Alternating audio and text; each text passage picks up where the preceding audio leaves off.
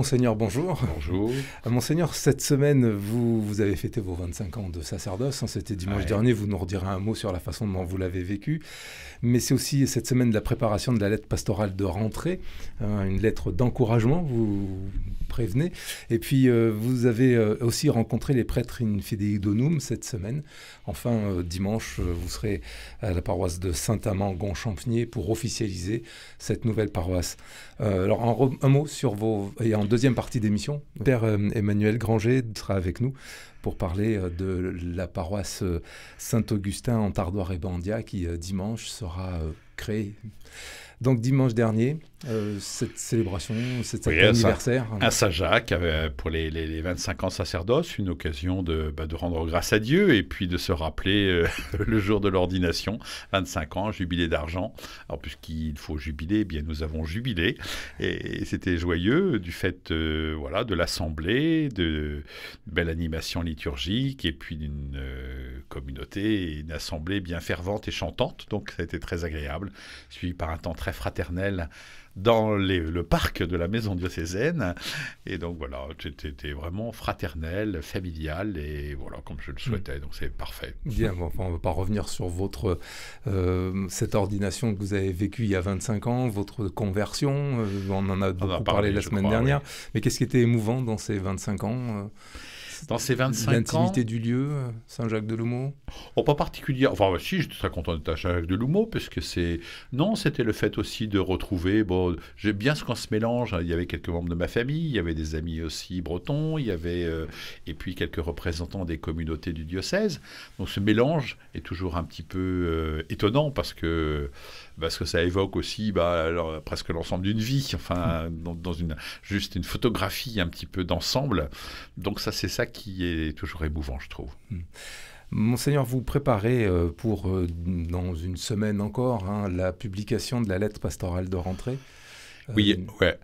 Oui, alors ça a été décidé un petit peu au conseil épiscopal. On a eu cette semaine un conseil pastoral qui rassemble le bureau du conseil presbytéral, ainsi que donc un certain nombre de personnes, des services, ce qui permet de donner aussi des grandes orientations. Alors je rappelle que le thème d'année c'est la mission. Je rappelle également, parce qu'il y a beaucoup de rappels, mais on a besoin de dire et redire, après ce mois de la création qui va jusqu'au 4 octobre, le pape a décidé aussi un mois de la mission, qui sera le mois d'octobre. C'est préparé à Rome depuis presque 2 ans, avec une animation aussi pratiquement pour tous les jours. Je crois que sa volonté, c'est de réveiller un peu le sens missionnaire de l'Église universelle. Donc, nous essayons de prendre un petit peu le pas, un peu de cette impulsion que le pape nous donne. Et nous allons le prolonger dans l'année et même au-delà, parce que la mission ne va pas s'arrêter au bout d'1 an. Au contraire. Et puis, on est vraiment dans nos axes missionnaires, à savoir dans différents domaines, de pouvoir vraiment être missionnaire. Donc, vous avez parlé de cette lettre. Oui, ce sera une lettre qui je vais écrire pour les communautés. Donc, il y a eu déjà le journal de l'église de Charente que vous avez certainement reçu dans votre paroisse dimanche dernier, qui abordait cette question de la mission. Mais il faut que nous approfondissions davantage encore. Alors, ce que je peux dire, c'est que au conseil pastoral comme au conseil épiscopal, on sent toute la nécessité de reprendre cette très belle lettre que le pape nous a envoyée, cette exhortation au début de son pontificat, la joie de l'évangile. Et c'est vraiment une mine, on retrouve vraiment beaucoup de choses. Et on s'est dit, bien, il faut que nous nous approprions cette lettre. Alors j'invite les auditeurs, les chrétiens, à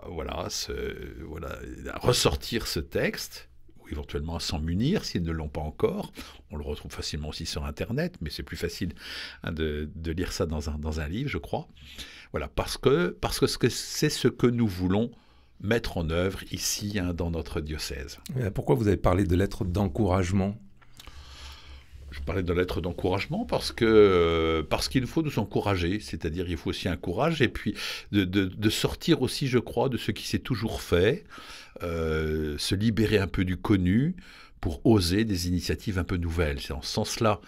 Et puis, encouragement parce qu'on ne part pas de zéro. C'est pas comme si l'église de Charente était étrangère à la mission, elle le vit. Et on a même un bel héritage. et que cet héritage, pour que rien ne se perde, nécessite qu'on en prenne soin. Donc à la fois c'est un encouragement, parce qu'il peut y avoir aussi, d'ailleurs le pape en parle dans sa lettre, souvent des propos, des murmures de découragement, parce que voilà... Alors c'est très concret, parfois il y a moins de messes en milieu rural, il y a je veux dire, là, moins de prêtres, et puis on entend parler des départs de religieuses. Il y a une forme de morosité qui peut parfois s'instaurer, et je pense qu'il faut que nous puissions garder à la fois voilà, une forme de courage, de joyeux courage, puisque l'évangile est une joie, la joie de l'évangile, la joie du courage d'être chrétien dans ce monde, avec tous les défis du monde d'aujourd'hui, et la mission qui est confiée à l'Église, car l'Église existe pour évangéliser.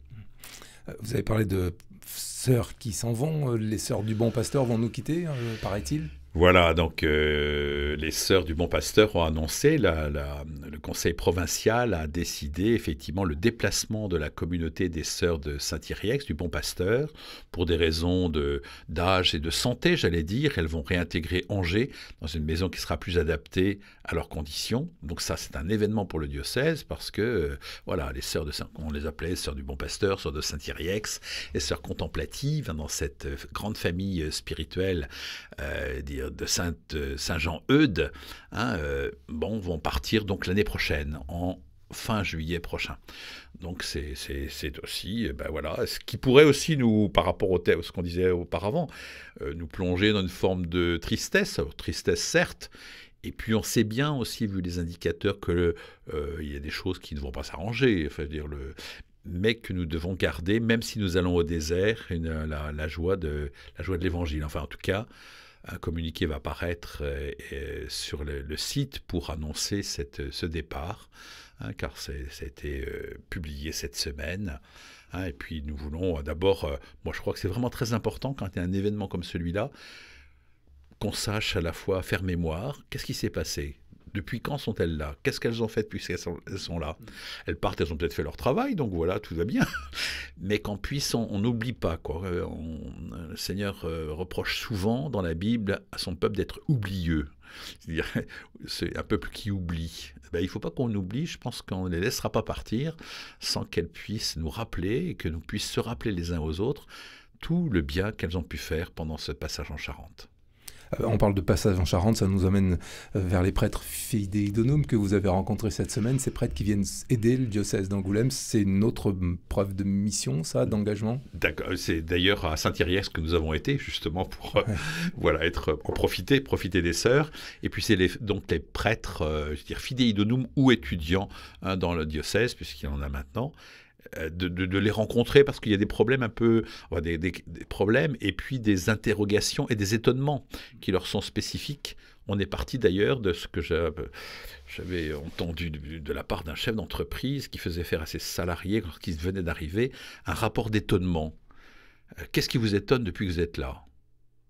En positif, ça c'est bien, ou en négatif, en disant c'est quand même pas terrible, ou j'aurais d'autres solutions à proposer. Et donc un rapport d'étonnement. Je pense que quand on vient d'Afrique ou d'ailleurs, quand on arrive en France, la société française, l'Église de France peut être sujet d'étonnement.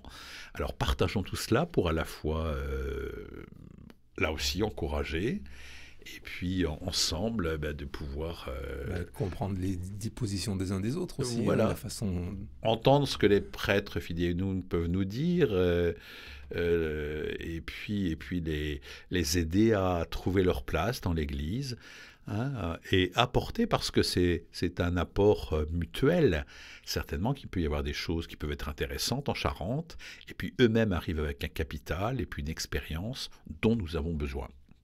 On a parlé en particulier beaucoup de la place du prêtre et des laïcs dans une église qui peut être aussi diverse. Et les prêtres africains ont aussi une belle expérience de travailler avec les laïcs, car il y a place en particulier, j'allais dire, des catéchistes, pour faire court, qui est vraiment très importante dans leur paroisse.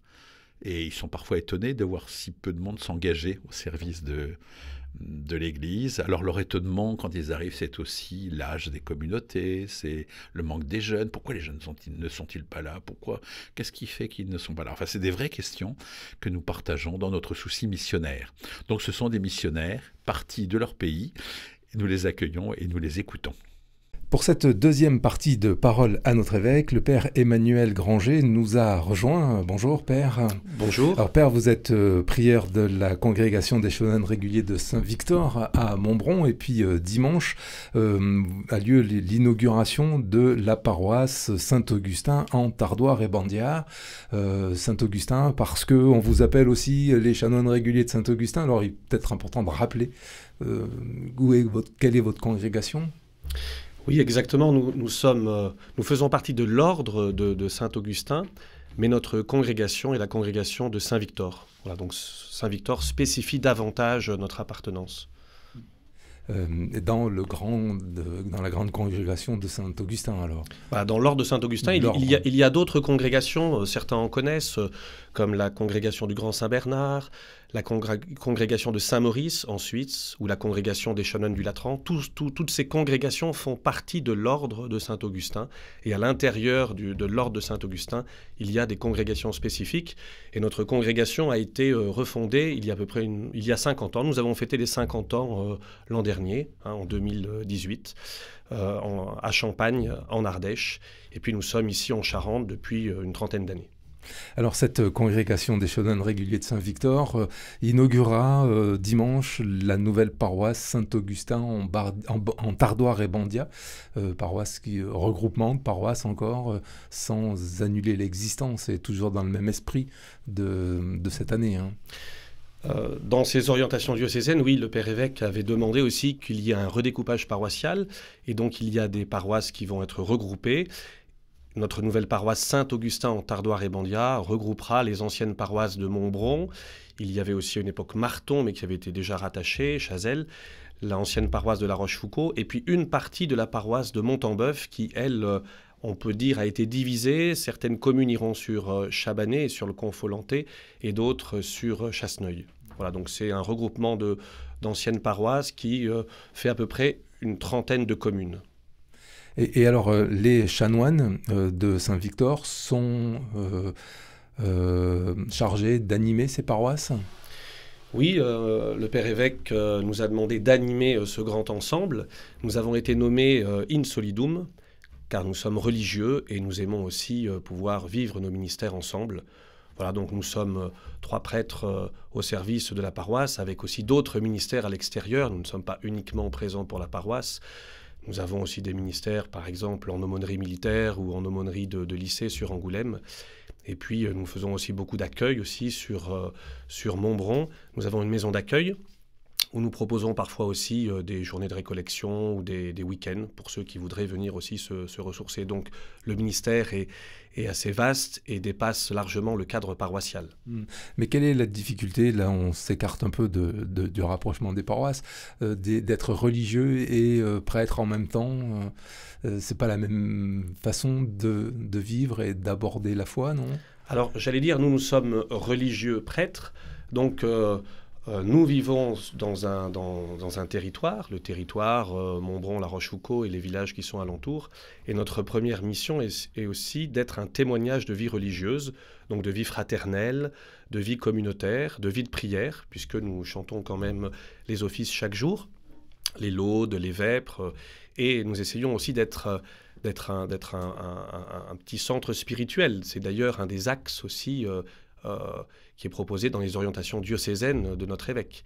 Donc un peu un pôle spirituel. Et nous avons aussi la charge de la mission dans ce territoire qui nous est confié. Mais j'allais dire, au départ, c'est d'abord la vie fraternelle et la vie de prière qui est ensuite la source de la mission. Pour pouvoir bien être au service des paroissiens qui nous sont confiés, puis des habitants du territoire, il nous faut d'abord vivre notre vie religieuse.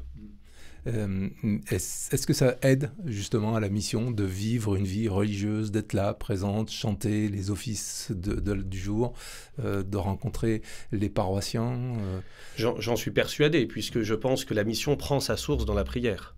Il ne peut pas y avoir de mission sans prière, et la mission aussi nous ramène aussi à la prière. Ça va dans les deux sens. Vous voyez, l'origine de la mission, c'est la prière. Et puis ensuite, la mission, normalement, conduit à nouveau à la prière et à la rencontre personnelle aussi avec le Seigneur. Donc je pense qu'il est important de ne pas oublier ce poumon de la prière pour pouvoir évangéliser.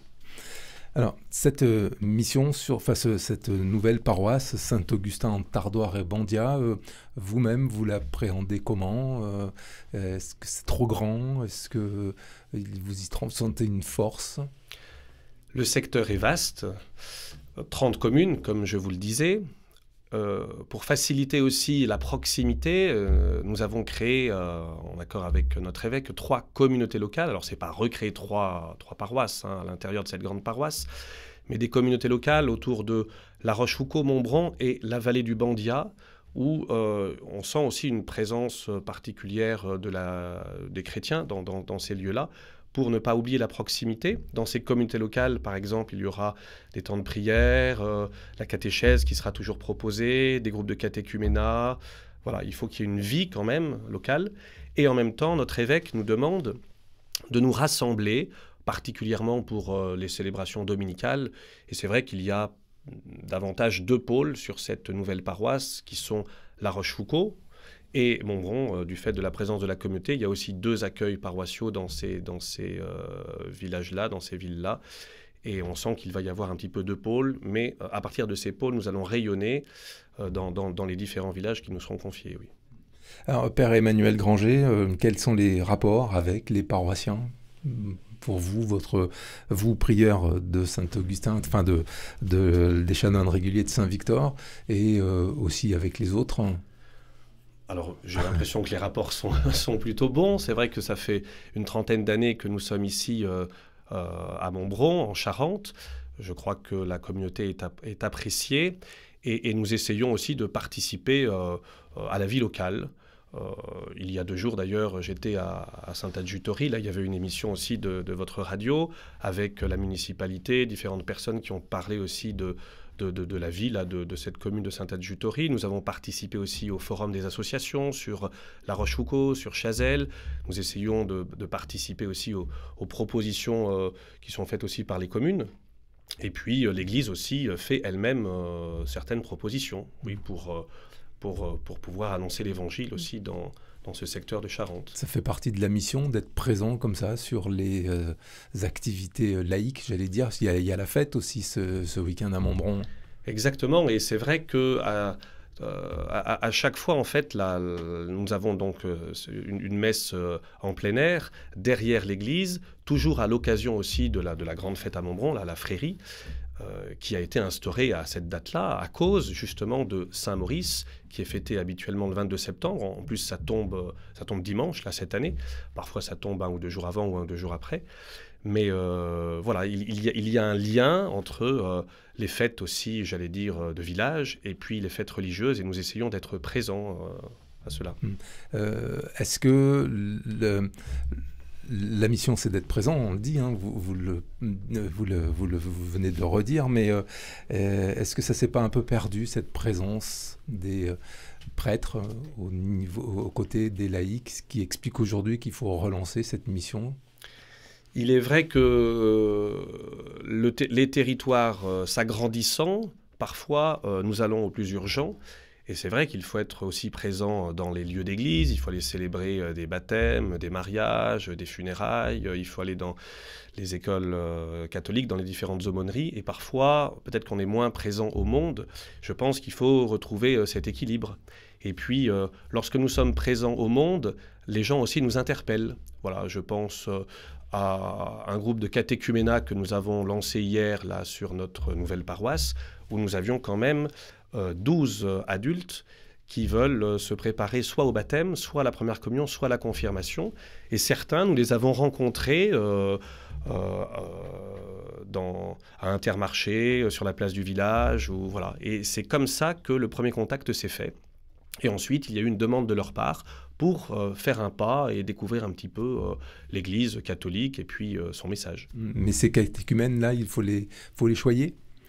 Alors il faut les choyer, j'allais dire oui et non, parce que en même temps, quand on fait une démarche aussi pour devenir chrétien ou pour avancer dans la foi chrétienne, eh bien cela aussi demande des choix. Cela demande des choix aussi de leur part, donc il faut leur montrer aussi à la fois la beauté du message de l'Évangile, mais aussi ses exigences. Hein, donc il ne faut pas non plus les mettre dans un monde aseptisé.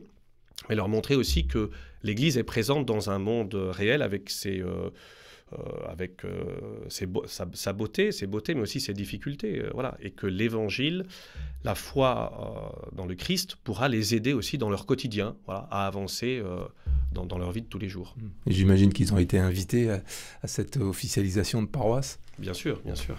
Est-ce que ce sera l'occasion justement de montrer encore une fois la nécessité d'accueillir et de faire son rôle de missionnaire, cette officialisation de paroisse? Oui, alors nous allons au début de la célébration aussi construire la carte de la paroisse.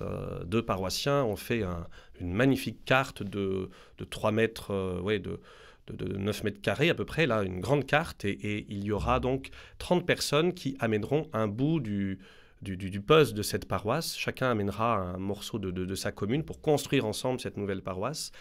Et à la fois, on sera rassemblés ce jour-là pour ensuite être envoyés dans nos communes pour continuer à évangéliser. Je pense aussi à une autre proposition que nous avons mis en place depuis l'an dernier, qui est le parcours Alpha aussi, qui nous permet aussi de rejoindre beaucoup de personnes qui sont un peu aux marges de l'Église et qui sont heureux de découvrir la foi à cette occasion-là. Donc ça, c'est dimanche, dimanche matin. Dimanche matin à 10h30. En plein air. En plein air, messe derrière l'église, suivi du verre de l'amitié et le repas partagé. Et l'après-midi, les enfants des aumôneries, de l'éveil à la foi et du catéchisme ont prévu un spectacle sur la vie de Saint-Augustin. Parce que les gens ne connaissent pas encore, je pense, trop la vie de ce grand personnage. Et chaque groupe d'aumônerie, d'éveil à la foi ou de caté a prévu un passage de la vie de Saint-Augustin à présenter. Donc c'est un temps d'enseignement en même temps? Aussi, oui, tout à fait. Père Emmanuel Granger, sur cette paroisse Saint-Augustin Tardoir et Bandia, il y a aussi La Rochefoucauld et sa collégiale. Cet édifice-là, lui-même est missionnaire, enfin peut accueillir, peut présenter le Christ différemment qu'une simple église. Mais... C'est vrai que la collégiale est extrêmement belle, elle a aussi une histoire. D'ailleurs, elle a été rénovée il y a... quelques années. Monseigneur Gosselin est venu, je crois, il y a 2 ans pour réouvrir officiellement la collégiale. Et la municipalité a investi beaucoup pour rendre cette collégiale à nouveau belle et extrêmement attirante. Et c'est vrai qu'il y a énormément de personnes qui passent dans cette collégiale. Nous le voyons particulièrement le samedi matin, puisqu'il y a le marché juste devant la collégiale. Et il n'est pas rare que des familles, des personnes rentrent dans la collégiale pour... regarder l'édifice, pour se recueillir, pour mettre un cierge. Voilà, donc c'est vrai que c'est un bel outil aussi, j'allais dire, d'évangélisation. En tout cas, c'est un édifice qui rappelle qu'il y a des bâtiments comme ça qui ont été construits pour la gloire de Dieu. Et par elle-même, cette collégiale peut aussi peut permettre d'évangéliser, exactement. Mais on ne peut pas capter comme ça les gens qui viennent en leur disant « Venez, rejoignez l'Église, vous serez un vrai chrétien », non? Non, parfois, il m'arrive d'être là le samedi matin et je laisse les gens circuler et parfois je leur dis un bonjour, ou parfois ils me posent des questions, je réponds à leurs questions. Le but n'est pas d'être prosélyte, hein. Vous savez, c'est le pape Benoît XVI qui disait cela, l'évangélisation ne se fait pas par prosélytisme, mais par attraction. Et c'est vrai que quand des personnes voient une communauté chrétienne vivante, joyeuse, eh bien cela attire. Voilà. Mais on n'est pas là pour vendre quoi que ce soit ou pour attirer vers nous, on est là pour conduire au Christ. Merci beaucoup, Père Emmanuel Granger. Je rappelle que l'inauguration de la nouvelle paroisse Saint-Augustin en Tardoir et Bandia, c'est ce dimanche à Montbron. Monseigneur Gosselin ne sera pas présent puisque Monseigneur Gosselin est lui à l'officialisation de la paroisse Saint-Amand-Gon-Champniers également ce dimanche. Merci. Mais nous aurons le vicaire général Guy Rougerie qui sera là. Merci beaucoup. Merci à vous.